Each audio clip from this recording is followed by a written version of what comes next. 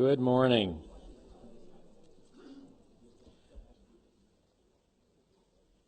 All I can say is, wow, I can't believe this day is finally here. We've been planning this for 18 months, and it's finally arrived. Last night we had a wonderful reception at the Russell Museum. I know the golfers had a great time under the guidance of Mike Rowe. I heard that was a wonderful event as well, and everybody was a winner in the golf outing. So how good does that get? Well, for those of you who don't know me, I'm Mark Varvares, and I have the incredible honor to be the chair of the Department of Otolaryngology, Head and Neck Surgery at Harvard Medical School, at the Massachusetts Eye and Ear, and at the MGH. I consider it an incredible privilege to be able to deliver this departmental update that will summarize the past, present, and future of this storied department. It's important for me to recognize that all of our collective community, past and present, have been critical contributors to the growth and development of this department. All of you, alumni, current and past faculty, current trainees and staff, are part of the amazing history of this department and have added to its brand. And to our current trainees, take a good look. The luminaries you will hear from today are your lineage. Listen to their stories, as their stories will become your stories. So as we begin, I have no disclosures other than I love Mass Eye and Ear. But I do have many thank yous as well. So first off, thank you all so much for making the effort to get here to this event. It is a once-in-a-lifetime event. But we know summertime's a tough time to get to an event like this, so thank you so much for making the time to be here today. And thank you so much to our honorary chairs. When we started planning this event, we wanted to find a trio of honorary chairs who exemplify the history and the culture of this department. We did not have to think long or look far. Gene Myers, Herb Silverstein, and Charlie Cummings, thanks so much for leading us in so many ways as we plan this once-in-a-lifetime event. We are so grateful for your participation.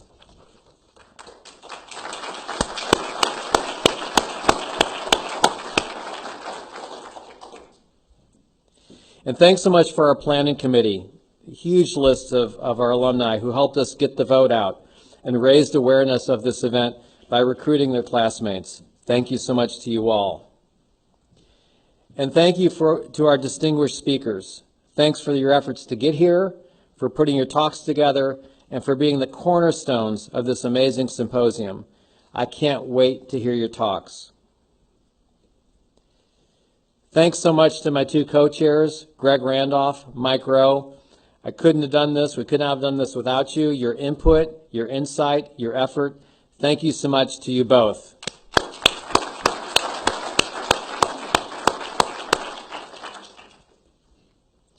Thanks so much to Dana Greider and Melissa Paul. Dana was the mastermind behind this event. We couldn't have done it without you. Thank you so much. Thanks as well to our president, Carol Ann Williams, who's been incredibly supportive of this department and its growth over the last year and a half since her tenure. Thanks, Carol Ann. And finally, congratulations to our two awardees, Joe Nadal and Hugh Curtin. We're grateful that you're here and for the decades of service you've given this institution, our patients, and our specialty.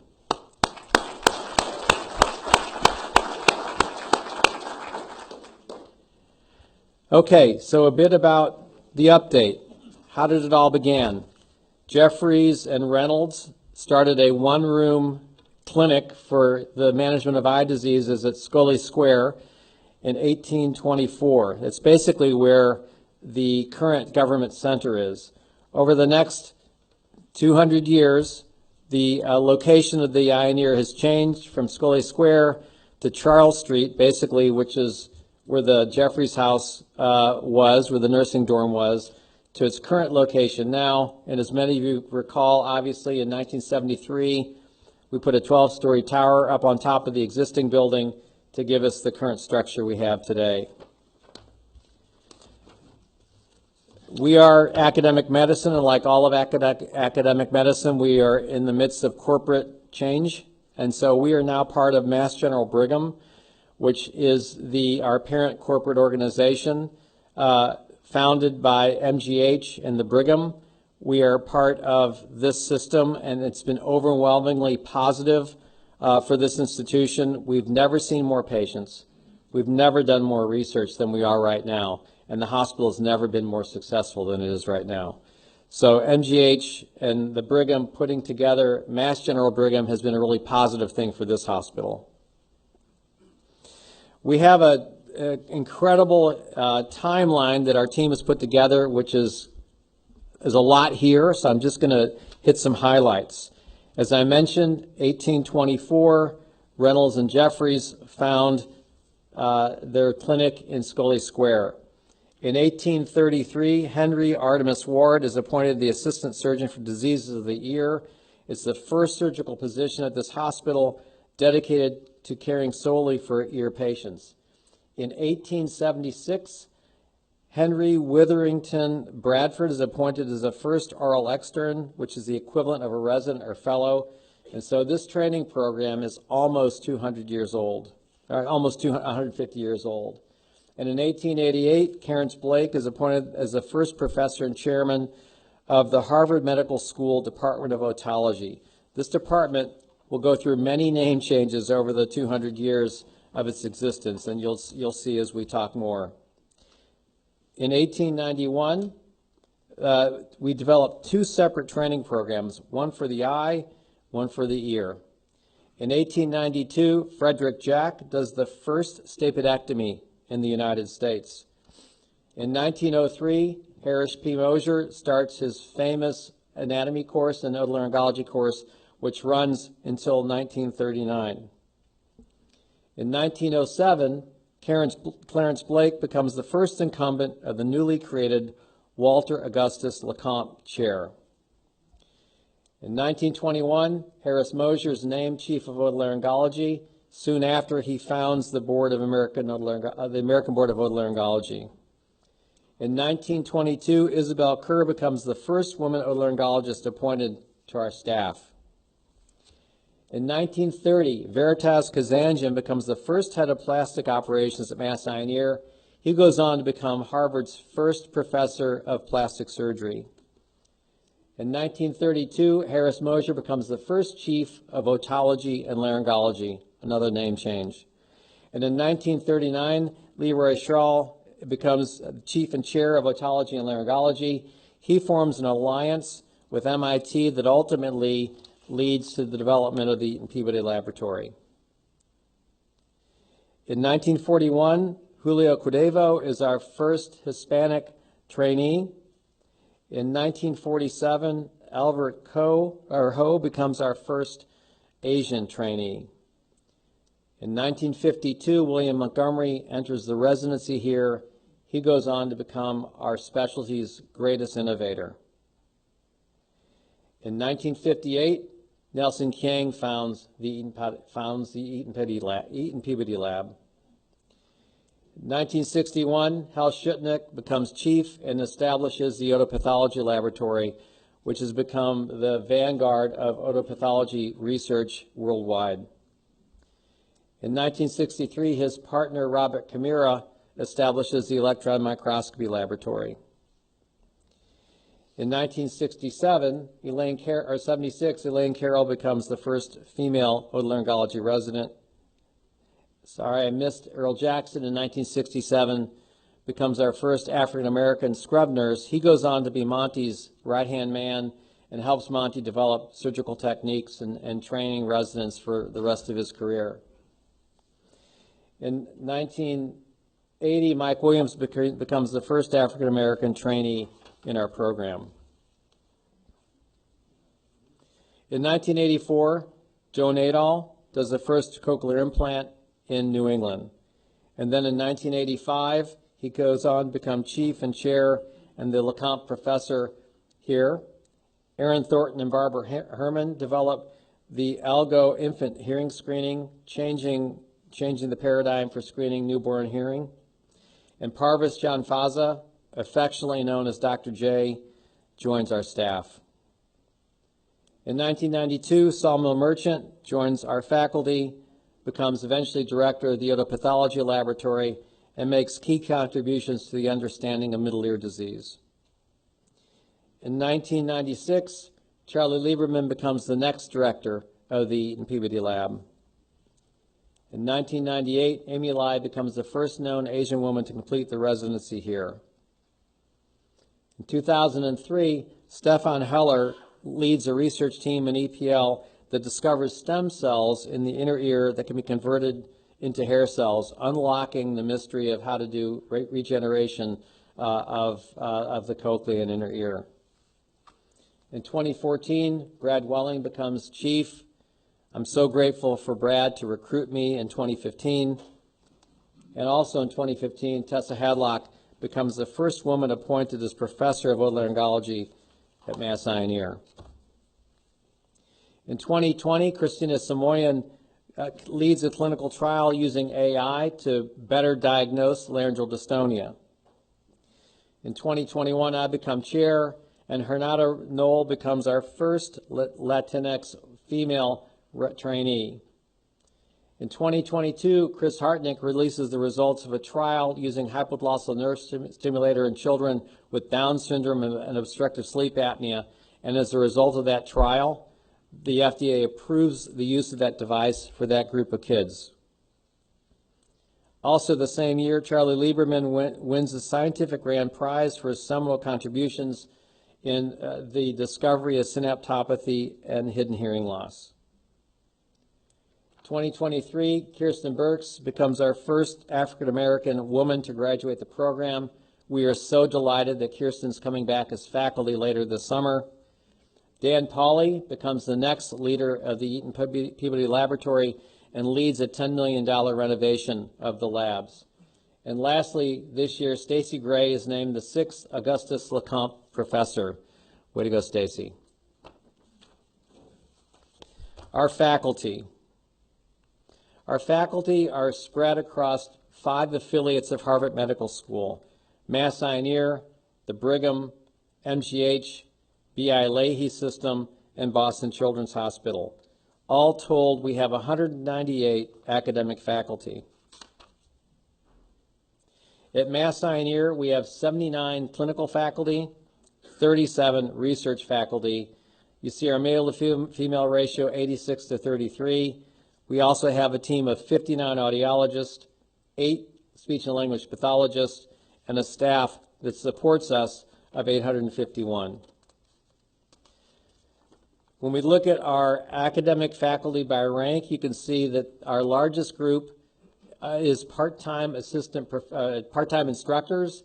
These represent our suburban site faculty, which have academic appointments at HMS. They meet their 50 hours of teaching annually and contribute significantly to the program. We have 27 full-time assistant professors. These are primarily faculty at 243 Charles. And then we have 17 associate professors and 19 professors. And this is a testimony to the incredible scholarship of our faculty that we are growing this cohort of full professors. We are in 15 locations. So in addition to being headquartered here at Mass Eye and Ear, we're north to Somersworth, New Hampshire, west to Concord, and south to the Cape, in having offices in Harwich and Mashpee. And these are all full-time Mass Eye and Ear employed physicians with faculty appointments at HMS. We have a very busy clinical program. This year we're predicted to see 165,000 patients. We will do nearly 14,000 surgical procedures. For a department this large to enjoy the level of success it has, we rely on a large and talented team of leaders and our amazing staff. I'd like to recognize all of them today, but there just isn't time. So our leadership includes a large group of vice chairs, directors, one associate chief and Derek Lynn, Each of our clinical divisions has a division lead. So all of the clinical divisions, including audiology, speech and language pathology, a newly developed tinnitus clinic, and our head and neck cancer research center. Each of our suburban sites has a lead represented here. Again, we could not manage this department without really talented and engaged leaders sharing the work, doing the work, and really contributing to the success of this department. We are leaders in clinical care, and some examples. The nation's largest volume tours program under the direction of Jeremy Richmond. One of the highest, if not the highest volume program in hypoglossal nerve stimulation led by Phil Hewitt. A program that uses transnasal approaches to the orbit under the direction of Ben Blyer and colleagues in ophthalmology, and the newly redesigned tinnitus clinic that will bring research-informed medicine to the management of patients with tinnitus. We are leaders in funded, translational, and clinical research. As of June of this year, this department held 33 R01s, 6 U grants, 6 K grants, 2 P50s, and a total of $75 million in total committed dollars to these grants. And just to add perspective, MGH, our corporate sponsor, generates $2.5 billion in research funding annually. When we look at our clinical trials, we are actively accruing studies at Mass Eye and Ear with 37 active studies and 27 active clinical trials in cancer in collaboration with the MGH Cancer Center. We are leaders in clinical and translational research. The Simonian Lab has developed DystoniaNet that leads to the accelerated diagnosis of spasmodic dysphonia. Chris Hartnick's group, again, has developed trials for hypoglossal nerve stimulators in kids with Down syndrome and has changed the management of this disorder in these children. Under Greg Randolph's lead, we've developed a trial for neoadjuvant therapy before surgery in patients with advanced thyroid cancer. Ben Blyer has developed a way to break the blood-brain barrier to allow drug delivery intracranially. Zhengyi Chen is leading the way in gene therapy for inherited hearing loss. And Julie Ehrenberg is working to improve outcomes after cochlear implantation. Just examples. And again, leaders in translational and basic research, studying the areas of genetics of hearing loss, hidden hearing loss, inner ear regeneration, temporal bone histopathology, causes of tinnitus, middle and inner ear mechanics. And in the area of head and neck cancer, we're using AI for precision medicine.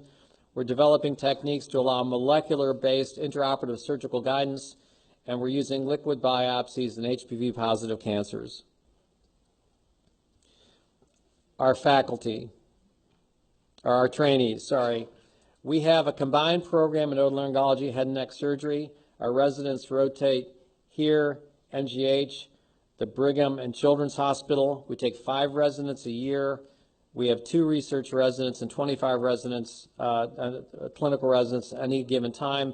This program is led by Stacy Gray as our program director and associate and vice chair for education. Kevin Emmerich, Alice Maxfield, and Dave Jung are associate program directors. We have many, many fellowships, offering fellowships in facial plastics, head and neck surgical oncology, laryngology, neurotology, pediatric otolaryngology, rhinology, thyroid, and parathyroid. And we offer many, many CME courses, everything from comprehensive otolaryngology to surgery of the thyroid and parathyroid glands. We have a very active scholarship on the part of our faculty and our trainees. In 2023, we published 430 publications across the department. Professorships and endowed chairs provide the critical support to facilitate the scholarship of the incumbents, and we're always looking to establish new ones.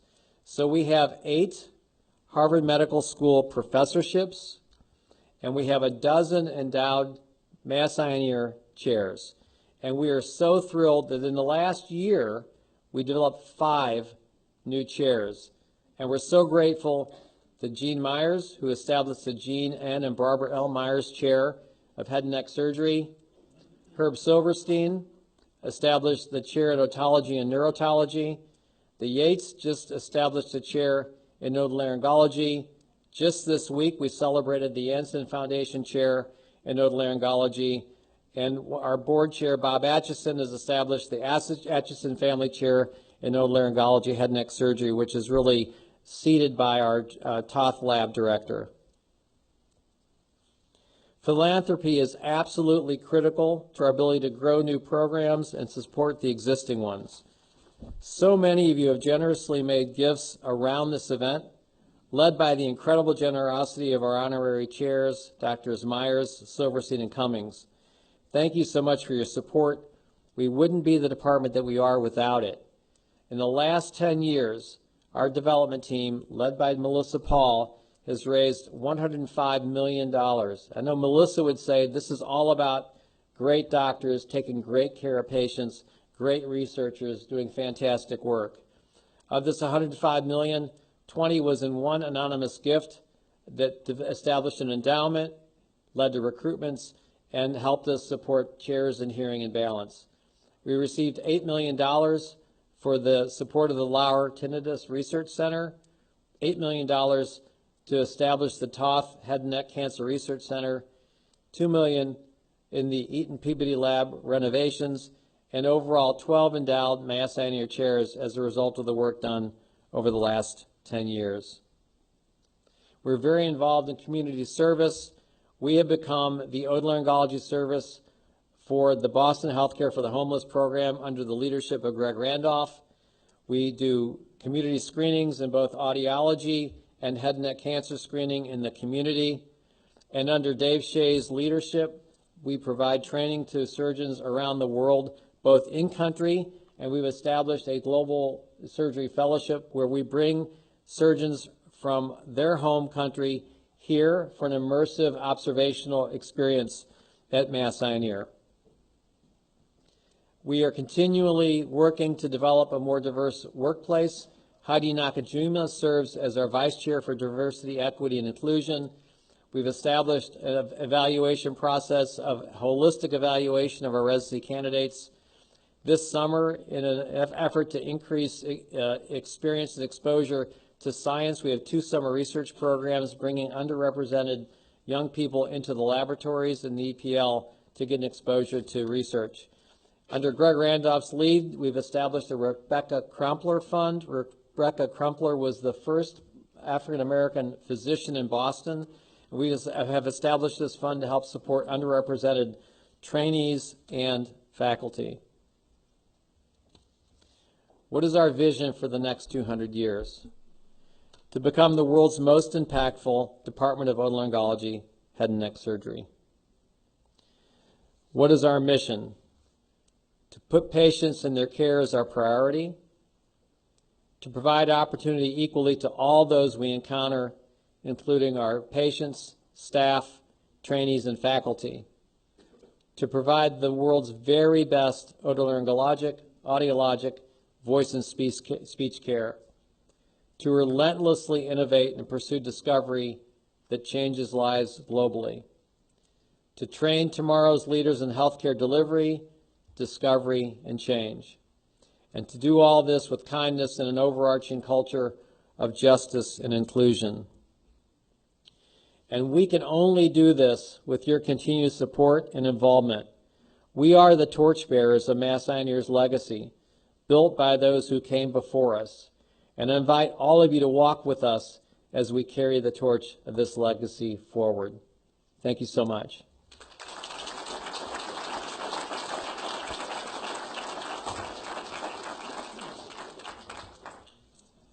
And I would like to present certificates to my 2 co-chairs, Mike Rowe, Greg Randolph. Could you come up to the stage for a minute?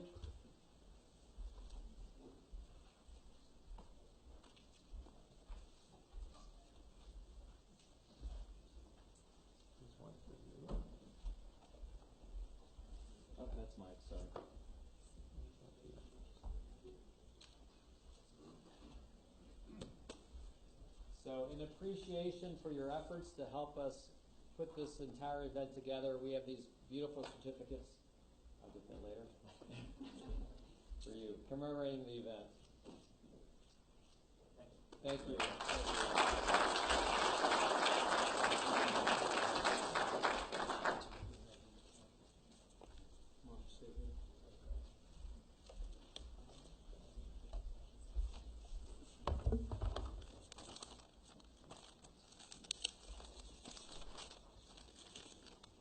So, Mark, I just want to take a moment. I think everyone in this room would like to do this. Mark's career and the 200th year anniversary overlapping. It's really, there's something there. Mark and I have talked a little bit about this. He's taught us all, I think, about leadership, about selflessness, about grit, about truth. His surgical and administrative career, I think, is a testimony to strength and determination. That combined with the unexpected journey and challenges that he's had recently, I think, have inspired us all. I think we all know that, but also, he's a fly fisher. Also, he's a student of World War II. Also, he's a falconer. And I think the thing that impresses me most is, despite all of his accomplishments and personal bank of knowledge, he remains impressively still a student of medicine, of surgery, and of life. And I think there is no higher goal. So, Mark, as a commemoration of this day, we'd like to give you this plaque.